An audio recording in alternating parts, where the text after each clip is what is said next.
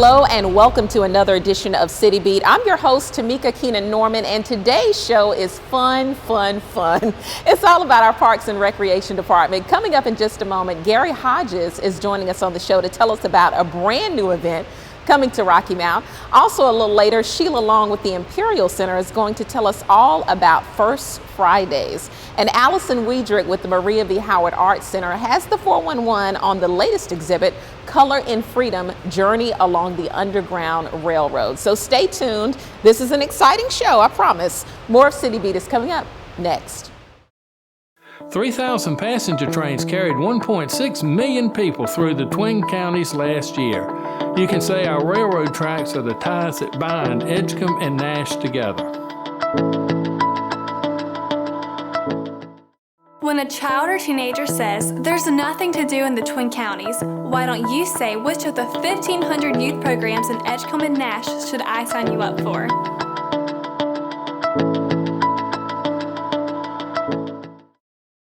23,000 students are taught by 1,500 teachers in all of the public and private schools in Edgecombe and Nash. We don't kid around when it comes to education. Hello and welcome back to City Beat. I'm your host, Tamika Keenan Norman, and you know, it's really amazing because folks are already talking about an event that's coming up next year. It's called the Tackle the Tar event, and here to talk more with us about it is Garry Hodges. How are you? Good morning, Tamika. Good to see you. Yes, Tackle the Tar is going to be a new signature event for the city of Rocky Mount. I'm a Rotarian, so the Rocky Mount Rotary Club, in conjunction with Park and Rec with the city, we're going to be hosting a 5K obstacle, mud run, bands, food truck rodeo, bouncy houses. We're going to have the biggest bouncy house for children to do a obstacle run on their level and other obstacles for them as well. So it's going to be a big family fun day. Okay, and tell me when and where exactly that event is going to be held. We're going to be May 14th, a Saturday, 2016, at the sports complex. We're going to have some timed heats. These are sanctions events, and on the timed runs for the obstacles, there's going to be a 2,000 first place prize, 1,000 prize for second place, and 500 for third place. But it's going to be at the sports complex May 14th, a Saturday. That sounds really exciting. Now, Garry, you're also a photographer around the city of Rocky Mount, for those who don't know that, but you're also a member of one of the committees that's putting this event together, right? Yes. Chris Brabble with First Carolina is the chairperson, and I co-chair. There's 5 committees, from fundraising to the obstacles, the band, and all of that. So I sit on all of the committees. So you got to do the work. Exactly. But we're the Rocky Mount Rotary. This is an event to raise money for scholarships for Edgecombe Community College students, Nash Community College, and Wesleyan College, as well as some other educational funds for like 3rd grade reading and things of that nature. So this is all about education, raising money for our children to get a better education, which is a foundation for their growth and helping our area. So what time again is the event? We're going to start at 10 o'clock. We're going to have timed heats every 30 minutes. And then family, let's say I want to see you, Tamika, run out there on the obstacle course, crawling through the mud, trying to beat your husband. And it's going to be a fun family day. Parents can take their kids and do a scaled down version, take pictures of the kids pulling tires, crawling through some tunnels, and there's a lot of things that we're going to be doing. Now, when you say timed heats, is that another word for obstacles? Timed heats, this is going to be sanctioned, meaning that we're going to have runners from out of state coming in that's going to be competing like a Spartan run, a Spartan run. And so this is unique. This has never been done in the city before. And again, tying this in with the other things that we're doing in the city for the Positive Action Committee and things of that nature. This is all about family and having something, and at our award-winning sports complex. So how did this idea originate? Because you've been talking about Tackle the Tar. I've been hearing about it for the past couple of months, I would say. We started about a year ago. Rotary was looking for a way to increase how can we raise money to have a signature event. We polled our members, the Rocky Mount Rotary Club, and we wanted a new signature event for the city and to increase the dollar level of scholarships. Heretofore, we've been given 3 $1,000 scholarships. And Tamika, you know, $1,000, if you're going to Duke or Carolina, $1,000 will hardly buy a couple of books. And so we wanted this to be more meaningful and what we could do. And Chris Bravel is a new member with Rotary and with First Carolina, and she came in and she runs these Spartan runs, and she said we ought to do one of these races, and she put a proposal out to the board as to this is what we can do. And I saw that I was excited because this was an opportunity, especially over time, where we could go $50,000, $75,000, $100,000 into the scholarship for our children to get a better education and help them and help the students of our area have the financial means to get a better education. Now, how will you determine the scholarship recipients? The board is working on that. We'll be working with people at the Edgecombe community, Nash and Wesleyan, and there will be a process to do that. So we're working on those finite details right now. Okay, so for those, and this is great physical activity stuff too. So when you talk about how it relates to other things like the visioning and strategic plan process, it falls all in line with that as well too. Correct. But let me ask you this, for those who can't participate in some of the obstacle courses, what can they do? They can simply walk. For instance, if I said I wanted to run the race, but I decided I didn't want to crawl through the mud pit, right, I can simply walk around it. So after the timed heats, there are going to be families can run. Families can run with their younger children or walk the course. So it will be a good walking day as well. And Park and Rec that day is going to have some ball games. They're going to have some soccer games. There are going to be other families out there. So it's going to be hundreds, if not thousands, of people out there. And this is at no cost to the community. You only pay a fee if you want to do the run, if you want to go through the time heat. So everybody's going to get a medal. They're going to get a T-shirt. It's insured. It's covered. And for those that are really into the Spartan thing, it's a timed heat. But it's going to be a family fun day. We're going to have 12, 15 food trucks out there. Wow, We're going to have 3 or 4 bands out there. So, and it's going to run till 8, 9 o'clock at night. And there's the brew mill's going to have, the wine tasting and all of that's going to be out there. This is going to be really exciting. And a lot of food, a lot of vendors, and fun. This is a great day. Absolutely. I'm excited. Can you tell? Yes. Now that you're giving me additional details, I really see why it's something for everybody, the entire family. Now let me ask you this, because we're in the Imperial Center right now. The event is going to be held at the sports complex. The reason we're in here today is because it's raining right now. But is there a particular rain date in mind? We have not done a rain date with the Spartans. They're up Macho and all of them ladies and men that do that. So there is not a rain date at this time. So we're going forward, rain or shine. Sounds good. And if people want more information, they can go to tacklethetar.com and get more information. And we've got a brochure. I'm going to hand you a brochure on Tackle the Tar. We're looking for sponsorships, people that businesses that want to sponsor an obstacle or a signature event that day. Like you said, we've been planning it and talking about it, but we really got it into the gear in the last couple of months. We've already got $9,000 in cash plus, and we've got over $12,000 in kind. Rocky Mount Telegram is doing a lot of in-kind sponsorship. The city of Rocky Mount on Channel 19 right now is sponsoring, and we thank the city for their thing. This is for the community. And again, at no cost to come out, enjoy the band. Of course, they got to buy their food at the food truck. Right. And if they want to get into the race, they can do that. Well, that sounds really good. Tell us the website one more time, Garry. TackleTheTar.com. Yeah, and these are some great brochures. It actually outlines all of the obstacles. This sounds really good. Roller coaster walls. You climb over and under a row of walls. Just a little something, barrel crawl. It's barrel interesting. Crawl. We're going to have the rope net. We've got a high wall. We've got crawling underneath, whether it's barbed wire or some in the mud. And so I'll pay $100 to see. I might come out there, Garry, get in the mud. I might walk around. But seriously, we invite everybody. May 14th, 2016, at the Rocky Mountain Sports Complex, beginning about 10 o'clock until we get done at tacklethetar.com. And the reason we wanted you on the show so early was to kind of get people interested in learning about the event and, of course, to get some additional sponsors. But we hope to have you on the show later as well, a little closer to the date of the event, too. Thank you. There is tremendous excitement in the community. We're getting calls from out of state. Everybody is tremendously excited about this. And I can't wait till that day. Well, thank you so much, Gary. Thank you Anything for else having you us wanted on. to add? That's it today. Thank All you so right. much. Thank you. Gary Hodges joining us on another edition of City Beat. I told you this show was going to be so exciting. Coming up next, we're going to speak with Sheila Long about our upcoming event, First Fridays. I'm Tamika Keenan Norman. City Beat is coming up. More of City Beat coming up next. Did you know that a total of 152,800 people live in Nash and Edgecombe counties?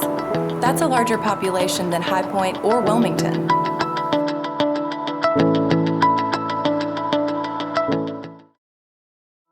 How many people in Nash and Edgecombe counties have jobs in manufacturing? Over 20,000 workers make products in the Twin Counties that are sold all over the world.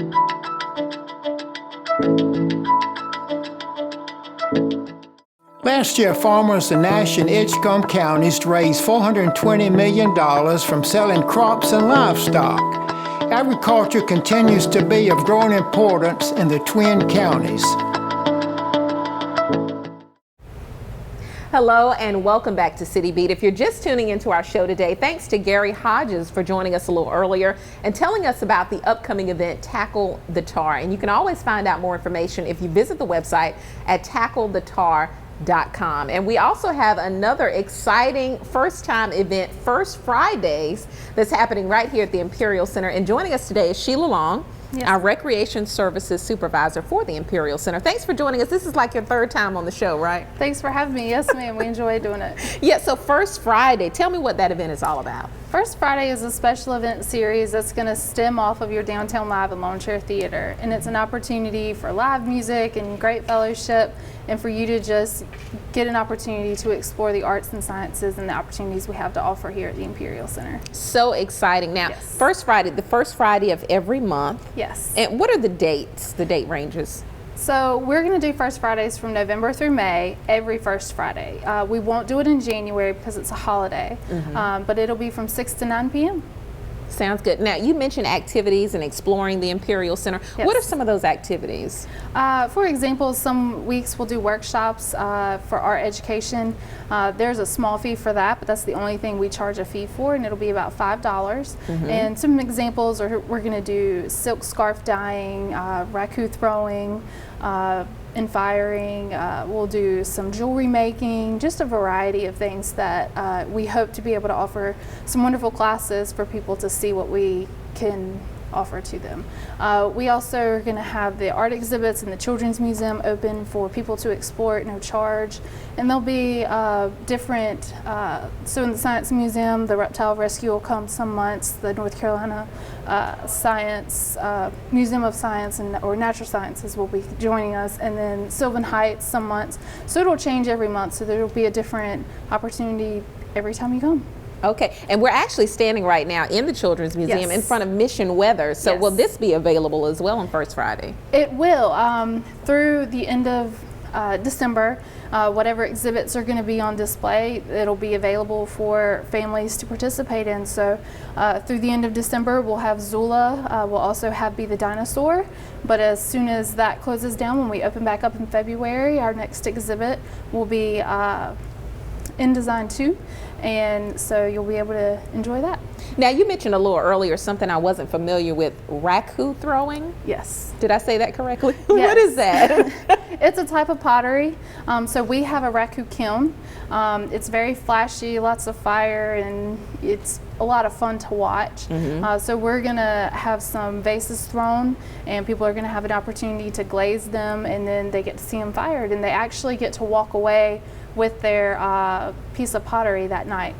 Now, one other thing I saw some flyers for No Shame Open Mic. Yes. What is that all about? No Shame is an opportunity for you to come in any performing arts. So music, if you have a script reading you want to try out, a monologue, if you want to play your guitar, you want to sing, anything performing arts related is an opportunity for you to get on stage and just show it off. Okay, I love poetry, so I can come and I can do my poetry. Yeah, you can do a poetry reading. Right, girl. There you go.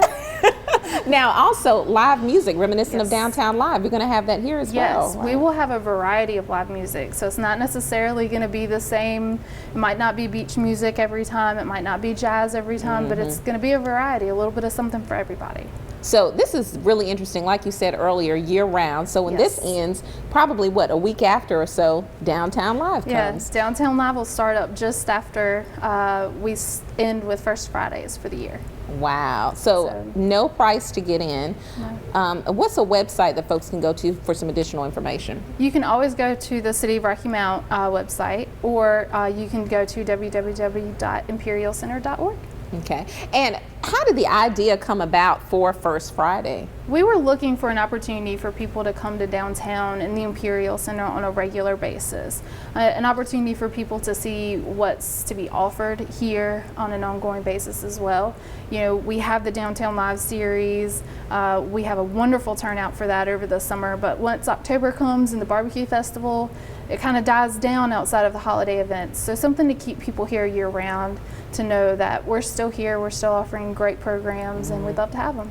All right, well, I'm very excited. Yes, we are too. Yeah. So thank you so much for being on the show. Just like Sheila said, First Friday happening every First Friday, excluding January, right, through May 6th. So we want you to come out and be a part of this 6 until 9 p.m. right here at the Imperial Center for the Arts and Sciences. Anything additional you want to add? No, just check out our wonderful exhibits we've got now. There's Color and Freedom in the Art Center. We mentioned Zula and Be the Dinosaur here, so there's some great opportunities, and we'd love for people to join us. And the entire family is welcome, I would imagine. Absolutely. All right. So like Sheila said earlier, if you want some additional information, visit the website imperialcenter.org or rockymounttnc.gov. Thank you so much for tuning in. You mentioned Color and Freedom. We're going to speak with Alicyn Weidrich in just a moment. More of City Beat is coming up next.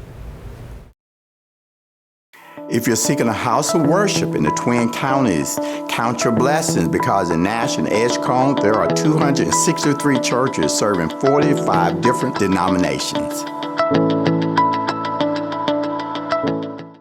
Last year, farmers in Nash and Edgecombe counties raised $420 million from selling crops and livestock.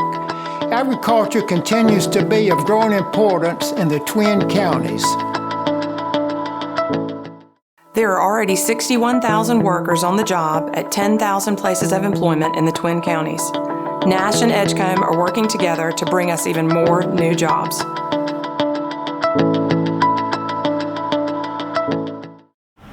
Hello and welcome back to City Beat. Thanks so much to Sheila Long for joining us on the show today. And don't forget, First Fridays, November 6th through May 6th, right here at the Imperial Center for the Arts and Sciences. And also at the Imperial Center's Art Center, Maria V. Howard Art Center, is the latest exhibit, Color and Freedom, Journey Along the Underground Railroad. And joining us to talk more about that is a regular, I'm just going to go ahead and give you your own show. All right. Alicyn Weidrich, curator for the Art Center. How are you, Alicyn? I'm doing great. How are you doing today? I'm doing well. Thanks for coming back on City Beat today. Happy to be here. Yeah. Now, tell us about Color and Freedom. I know it's a collection of paintings and drawings. Artist Joseph Holston. Yes. Tell me a little bit about the exhibit. So, Color and Freedom, as you said, is by Joseph Holston, and it's a traveling exhibit with international arts and artists. They're out of Washington, D.C., and this exhibit talks about the long history of African Americans in America. It talks about slavery, it goes into plantation life, their escape into freedom, and then finally, of course, emancipation with Color and Freedom. So it sort of talks about the history, but more importantly, it's a beautiful, beautiful artistic exhibit. He uses color to express such human emotion. It's really spectacular, no matter who you are. And if you look behind us, you'll see this beautiful color that's behind us right now, one of the paintings from artist Joseph Holston. Absolutely. So how long is this exhibit on display? It'll be here until December 13th, so come on down. Yeah, free to get in, correct? Free to get in. We're open Tuesdays through Saturdays, 10 a.m. to 5 p.m., and on Sundays we're open from 1 to 5. And also we'll be open on First Fridays on November 6th and December 4th into the evening, and you can capture the exhibit here as well with live music. That sounds good. Yes, absolutely. So how did you find out about this exhibit, and why did it interest you to bring this here at the Imperial Center? Well, I follow international arts and artists. They do traveling exhibits and art exhibits in particular. So I follow them and I get their monthly updates on new exhibits. And this is one of the ones they advertise to us.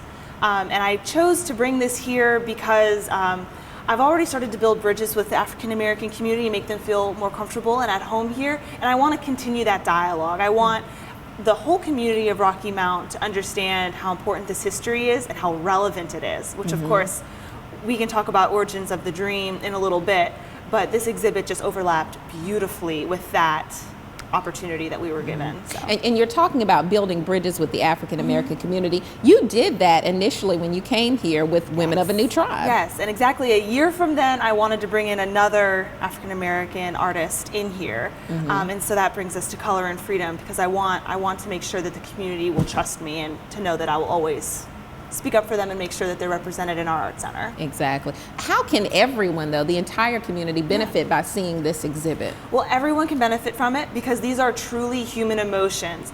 Fear, loss, hard work, struggle, but of course also perseverance, the strength that it takes to get through hard times. So it doesn't matter who you are, how old you are, where you come from, he uses color to express truly human emotions. And so you're going to see that through these different paintings and drawings. Yes, and every single painting you see, he uses colors to emphasize the light, to emphasize the fear, to emphasize the confusion. In fact, one of the pictures behind us is about confusion and about that fear, and he just does it beautifully with color and design. Is there any one particular piece that stands out to you most? There are several pieces that stand out to me because they all speak to this history and they all speak to this great human emotion. I don't think I could pick just one because they're all so great. But two that I love to point out when I tour people through here are in Color and Freedom, and one of them has a banjo and one of them has a flute.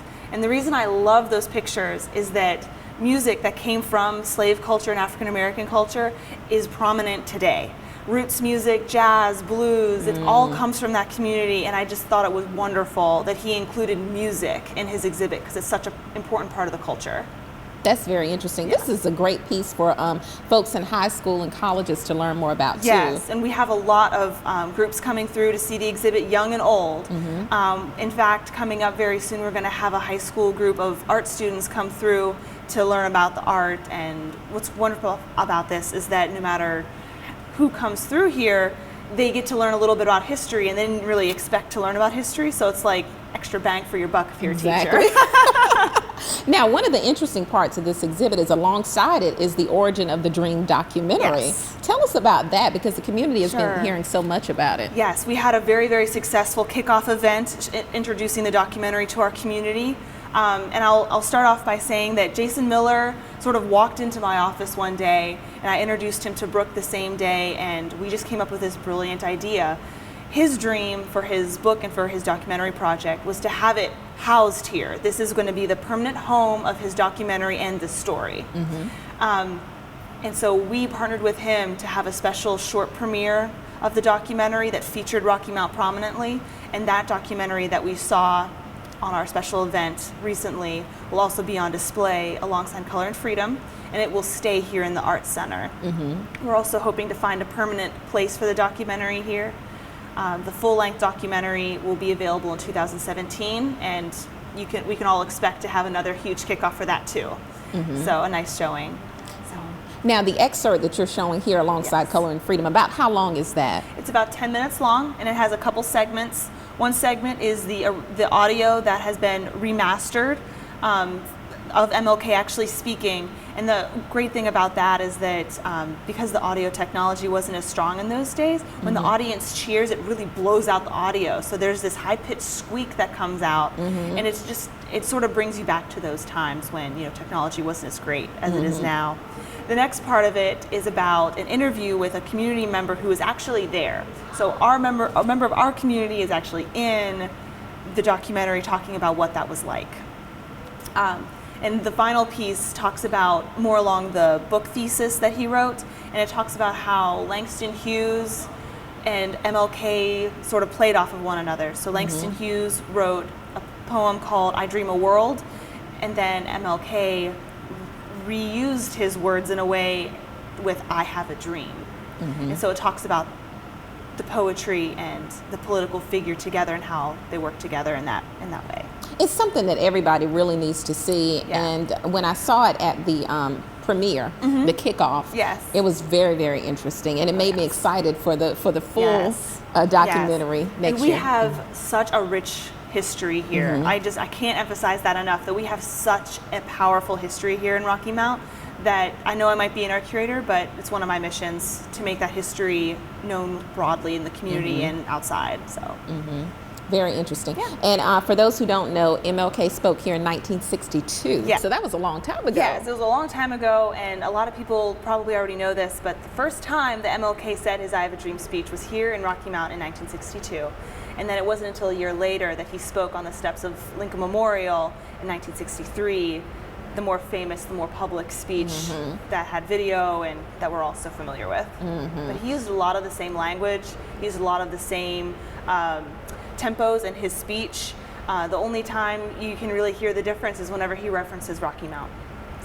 Wow, very interesting. A lot of folks don't know that who aren't from this area. Absolutely, but a lot of them still do. So you know, I think it's a great time for people who were there and remember this actually happening to come out and tell us their stories. So how can they do that, Alicyn? What's your contact information? My contact information is Alicyn, ALICYN .Wiedrich, WIEDRICH at RockyMountNC.gov. I know that's a mouthful, so maybe we could put that at the bottom of the screen. Right. My phone number, if you want to reach me by phone, is 252-972-1175.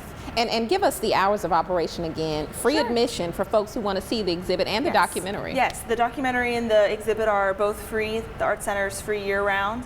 The hours are 10 a.m. to 5 p.m. on Tuesdays through Saturdays and 1 to 5 on Sundays. So very interesting. We're looking forward to seeing more about this exhibit. I look forward to seeing everyone come out. Well, thank you so much, Alicyn. Anything additional that you want to add? Come on out. Seriously. All right. Come out and see it and join us. And I love hearing from people. So if there's a particular art form that you're dying to see, I'm always open to ideas. So come on down, talk to me. Well, thank you so much for being on the show. Thank you for having me again. And just like Alicyn said, come on out to the Maria V. Howard Art Center and the Imperial Center for the Arts and Sciences to see this latest exhibit, Color in Freedom, Journey Along the Underground Railroad, alongside the Origin of the Dream documentary. It'll be well worth your time. I'm Tamika Keenan Norman. Thanks again for tuning in to another edition of City Beat.